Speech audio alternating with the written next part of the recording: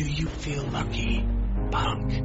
I know you're wondering, is this the booth, drafting the circuits or Steve's video store? What is it? I sure know what it is. It's hoobazoo.com.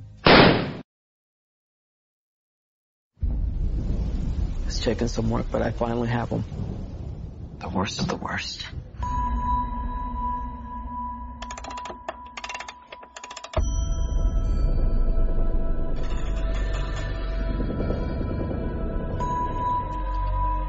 Where? Let's just say I put him in the hole and threw away the hole.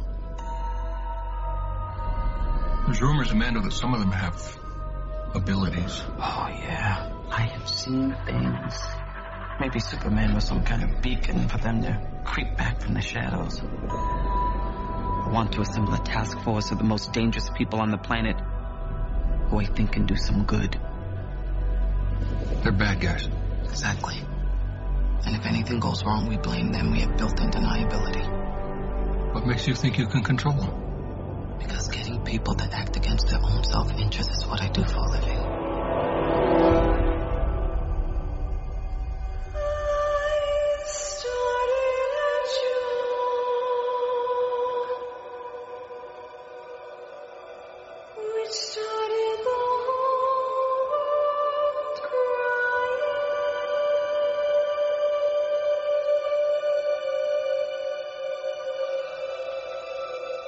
Are you the devil?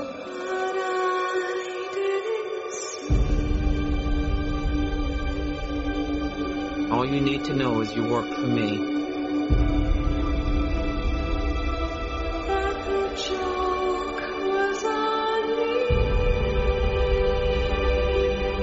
So that's it, huh?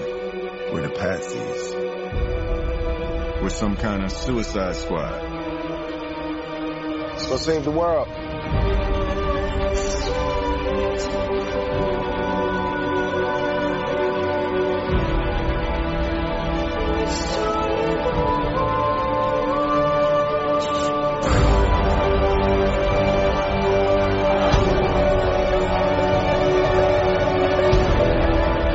You're in so much trouble.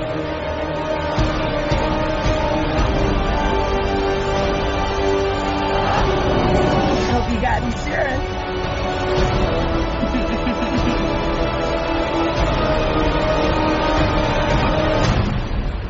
Know what they say about the crazy ones? Huh?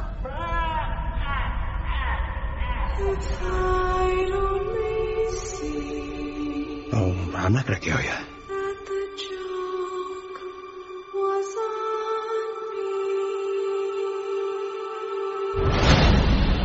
I'm just gonna hurt you.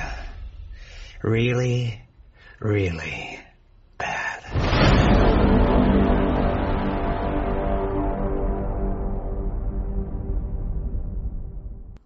All right. There is a first time for everything, and this is mine.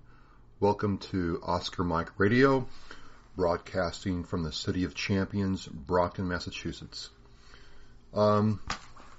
What is Oscar Mike Radio, and who am I to talk about being on mission? My name is Travis, otherwise known as P-Dog from my Marine Corps years. I was a Hawk operator, 7222, and got out as a Lance Corporal, Terminal Lance, and then got into the private sector. But like a lot of us, I got out and I really felt a need to continue serving my brothers and sisters, to being of service to them and what they had going on in their lives. So I started volunteering for veterans causes and being involved in my Marine Corps League. And from, that experience, what I'm learning is there's a lot of people who are doing a lot of things for veterans. Just like me, just like you, they want to be of service even though they're out of the military. There are a lot of people who are not active duty, not veterans, but still want to be involved in making sure our, service members are being taken care of. And they work very hard to provide, services, things for them, employment, housing, that kind of thing. So veterans can get a hand up, but not a hand out. So, Oscar Mike is more or less the way that I'm trying to bring this all together in one place, where I want to talk to the person who's deployed. I want to talk to the person who's come back from deployment. I want to talk to, you who's thinking about joining the military, what's going through your mind. I want to hear about the successes. I want to hear about things that are challenges.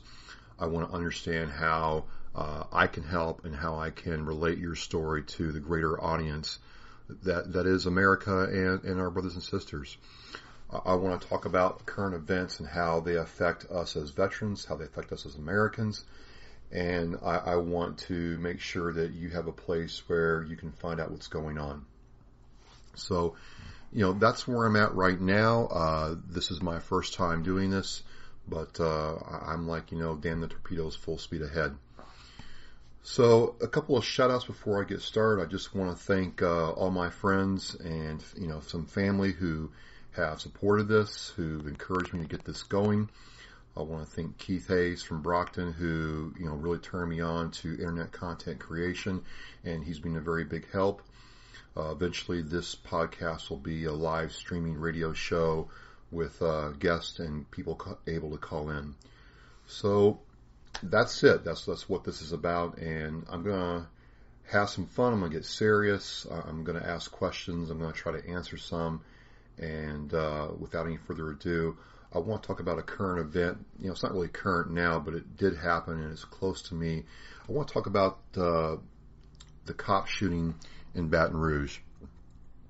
I think, it goes without saying that it's a very terrible thing when, law enforcement officers are targeted this way, like in Dallas and like in Baton Rouge. The reason I'm talking about the Baton Rouge one is this is a Marine that did it. And I just want to focus on, the Marine aspect, because a lot of my brothers and sisters are saying, well, why did this guy do this if he was a Marine? What happened? Was it PTSD? What's going on? How can this possibly have been anything that could have happened if you love the Marine Corps? And I don't know, why that is. So I started looking at this, and I don't have all the facts. I don't have this man's service record book to figure out, what he's doing or why he did this. I don't. So, here's what I do know about Gavin Long, who, did this terrible act in Baton Rouge. And once again, my heart, my prayers, my thoughts go out to the families of those fallen officers. And I just want everybody to know that I fully support what our law enforcement officers are doing in this nation. It's a hard job. It's a thankless job, and there's a lot going on right now. But, I want to deal with what I know and what I think happened, because a lot of things have been thrown around, and I just want to try to, add my 2 cents, if you will. What I know about Gavin Long is not much. Part of that reason is there's not a lot out there about him. By all intents and purposes, he had a fairly, not normal Marine Corps career, but a fairly normal Marine Corps career.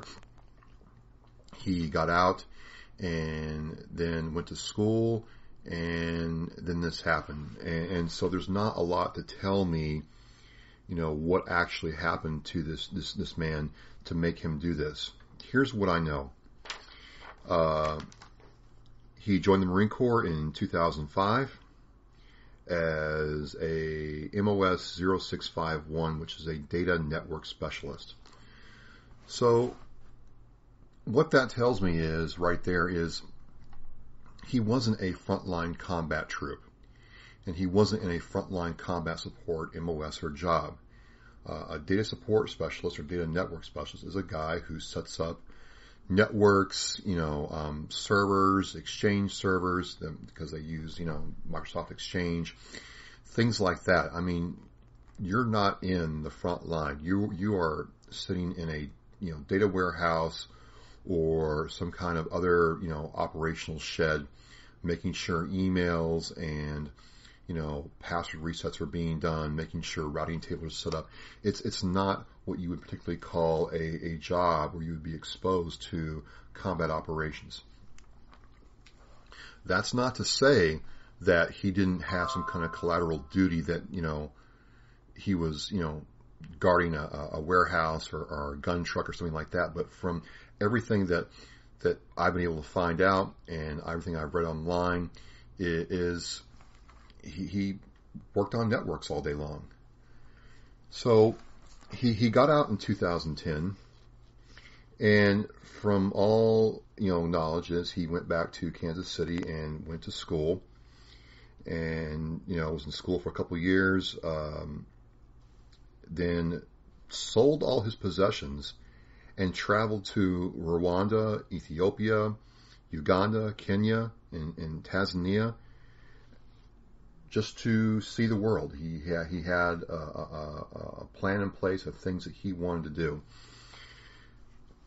And from there, he came back and he joined the Washita, Nation, which is a, black separatist group. He joined the Nation of Islam. He joined, several other organizations to, further whatever cause he was trying to further in his life. It's really not clear. And again, I don't have all the information. I don't have his service record book. I don't have his medical record book. I don't have, things other people have. I'm just going by what I can find out with the resources I have. And what I'm trying to say is to sit there and suggest that, he had some kind of experience in the Marine Corps or PTSD experience and came back and did this. I'm just not seeing it. Unless there was something that happened to him, either, as a collateral duty or guard duty or something that he saw going to and from work in Iraq for 2 tours. I just don't understand how you can go join the Marine Corps as a data network specialist and come out and be, damaged enough to do that. And I could be completely wrong. I understand that. But what I'm saying is I find it hard to believe that, his Marine Corps experience led to this. Is every Marine a rifleman? Absolutely. Did he have enough information to go out and execute these crimes? Absolutely. But to say that the Marine Corps had a real effect on that, I'm just not buying it yet. I really am not. And if I am wrong, then tell me where I am wrong, and I will own up to it. But my issue is he got out in 2009, 2010, and this event happened 6 years later. That's a lot of time to incubate,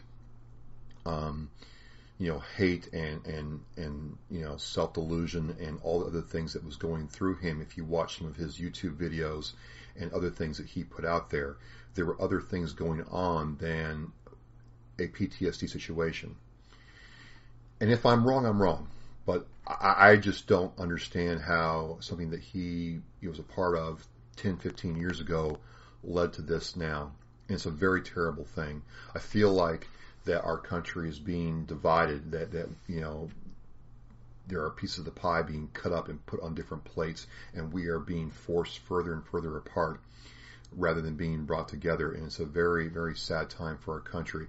And again, I feel very, very, badly, very, very much, I have a feeling of compassion and outpouring in my spirit for the families in Dallas and, Baton Rouge for what they're going through, for fathers and sons that will not come home to, their children and their wives and their mothers and fathers and sisters and brothers.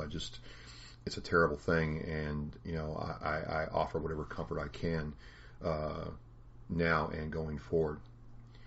So if you disagree, if you have other information, I'd love to hear about it. You can comment on Twitter, which is at Ocsar Mike Radio. Facebook is the same thing. Let me know what you think, and that is how I'm going to talk about this. Switching up a little bit. I'm going to try to do a weekly rant, kind of off topic, kind of light and funny about things that, make me go, about the military. I got out in 1999, 1998, and there are still things I see from not only my time in, but also just in general that I'm like, huh? Why is that idea brought up? And one thing that is making me go, just absolutely bonkers is I'm seeing pictures of people wearing these reflective belts when they PT and hump. And it looks like a strip of reflective tape that is about 3 feet long that wraps around you or your pack. And so you can see the person coming when they're exercising or on a forced march. And at first I thought it was just, it's one of those things that people have going and, maybe it was a nighttime thing. But I guess like the Army and Marine Corps, wear these things every time they PT. And when I was in, it was all about being, tactically correct at all times, right? You didn't want to, do anything that didn't cause you to blend in. And if you were doing a platoon run or a battery run, I mean, there was like 60 of us in, my battery and 30 of us in a platoon. Well, we were kind of hard to miss going down the road, and we ran early in the morning, so there wasn't a lot of traffic to worry about. So I'm like, what's the purpose of the PT belts? And so I look on taskandpurpose.com. They had a good article that is in the blog on Oscar Mike's site at wordpress.com. You can find it there. And they go into this thing where there was a need to have a PT belt for soldiers in Afghanistan and Iraq, and it just stuck. And, the Army thought it was a good idea to keep it going, so literally every time the Army PTs or has a forced march or a ruck run, they're wearing this strip of cloth. And, I don't know about you, but I'm looking at this thing thinking, and I'm saying to myself, that's a big old shoot me sign. I mean, I'm going to have no problem dialing in my rifle and, taking pot shots. And I'm like, I hope they don't wear these things when they're actually deployed in the field. I really hope that's not the case, but it seems like that it's here to stay in the Army and the Marine Corps. The Air Force got rid of it. If I have my facts straight, which I think I do, but for whatever reason, the Army and the Marine Corps, to an extent, still wear the reflective PT belt, and yes, I've been out for a while, and yes, I know things change, but I still haven't gotten the why. My opinion is there's some reflective belt tape maker somewhere in this country that paid off some congressmen to provide these things to the military for some kind of contract or kickback. I don't know if that's true. I have absolutely no idea. I can't confirm or deny that, but it would seem like that's the case, is, somebody is making some money off doing this. And I'm kind of curious how much these PT belts haven't cost, because I don't know, but I'm extremely curious. And, that's kind of what I think about that. So that is my weekly rant for the week. And, if you agree that they're stupid, let me know. If you think that they're absolutely necessary kit for, most guys in the military, then let me know. Facebook at Oscar Mike Radio, Twitter. I'd be interested in hearing from you. So I want to, as part of Oscar Mike Radio, is try to do unit shout-outs. And the reason I want to do this is my kids play the Call of Duty and the Battlefield games, and, that's what they think that I did in the military, is I ran around really, really fast with a gun, jumping up and down buildings and in and out of vehicles, and, that's what I did. And the fact of the matter is, nothing could be further from the truth. Like I said earlier, I was a Hawk missile systems operator. We, fired a missile about as long as your car at airborne targets, 30, 40 miles away. That's what we did. And so no, I was not like the guys you see in Call of Duty at all, in any way, shape, or form. But what I wanted to do is to give some viewpoint on other types of military jobs, because there's a lot that goes into putting that infantry soldier on the field to make sure that he or can do his job. There's a lot going into making sure that there are planes flying in the sky. There's a lot going into making sure that the Navy ships can get from point A to point B.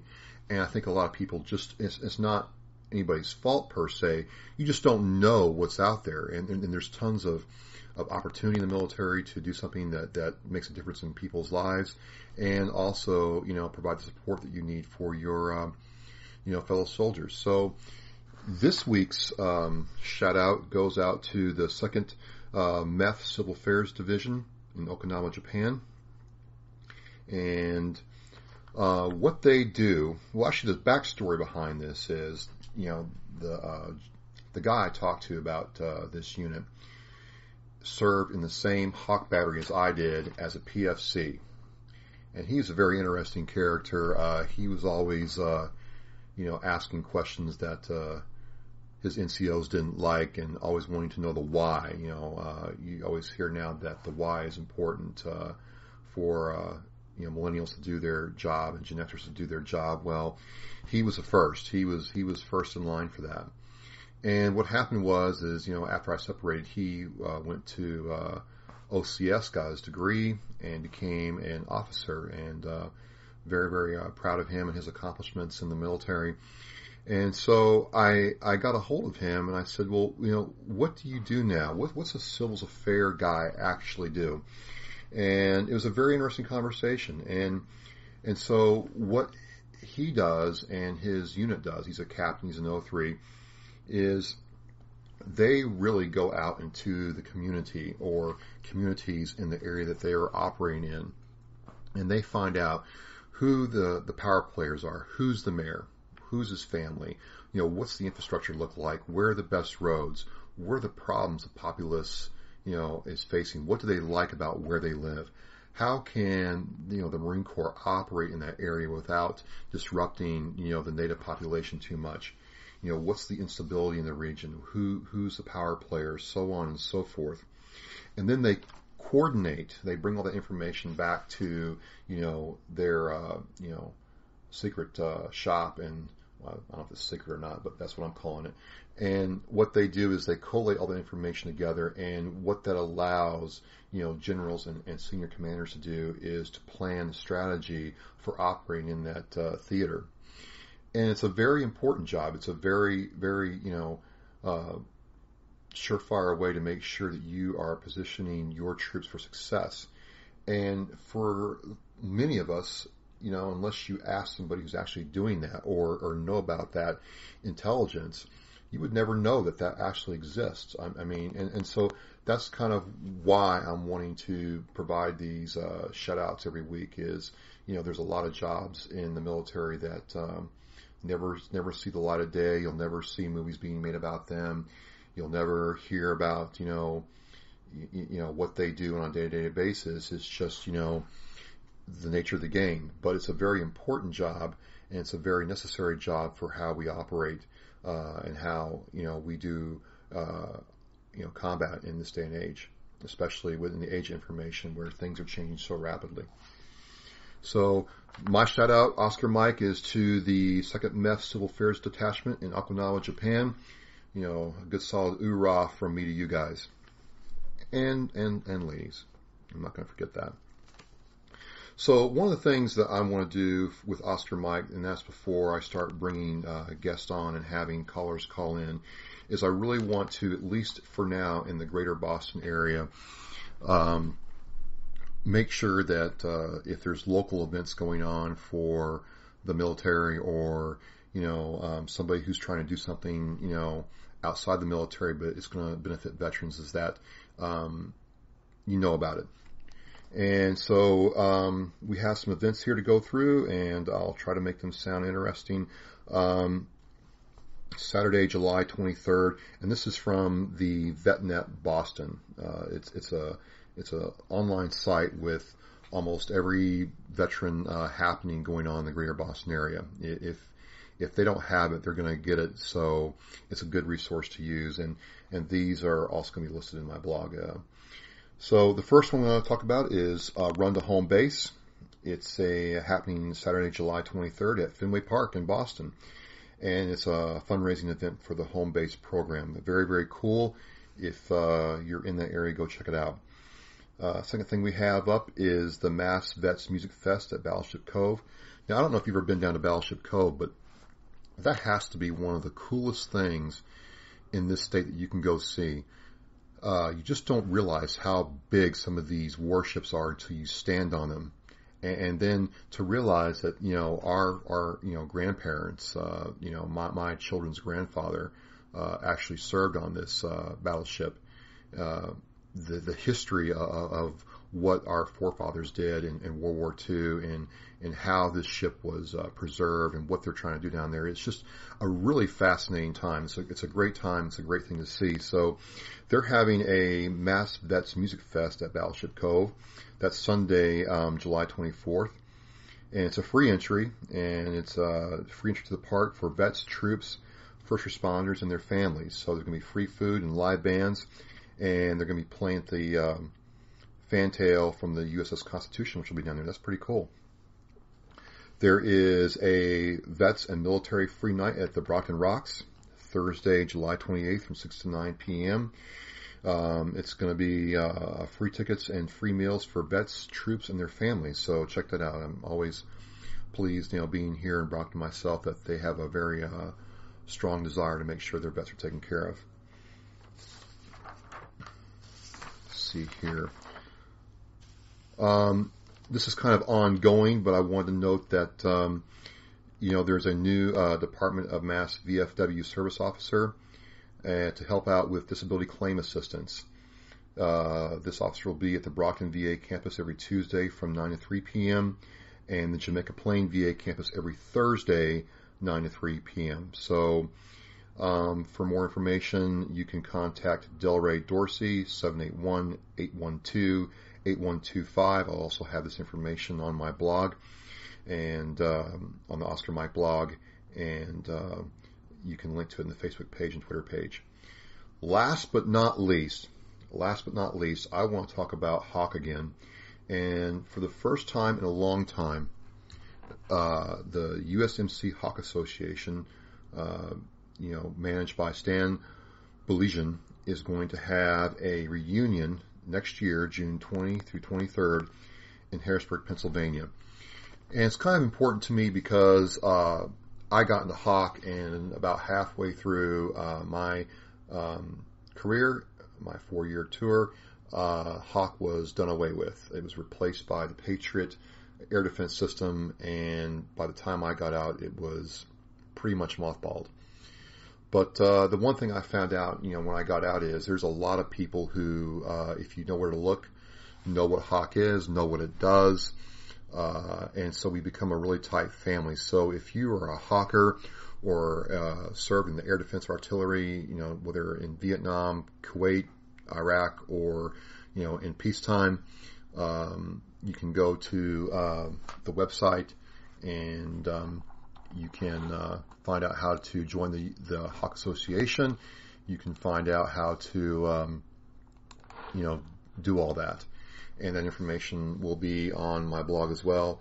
And look forward to seeing you next year.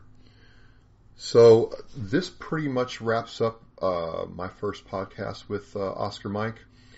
I'm going to try to follow this format as I get this all dialed in. This like life is a work in progress, and I hope it grows. I hope to be able to get on some good guests. They're going to talk to us about military issues, veterans issues, and there's some civilians that want to come on and talk about what they're doing to support veterans when they come out of the military, and also make sure that guys and people going into the military know that that city or town has their back.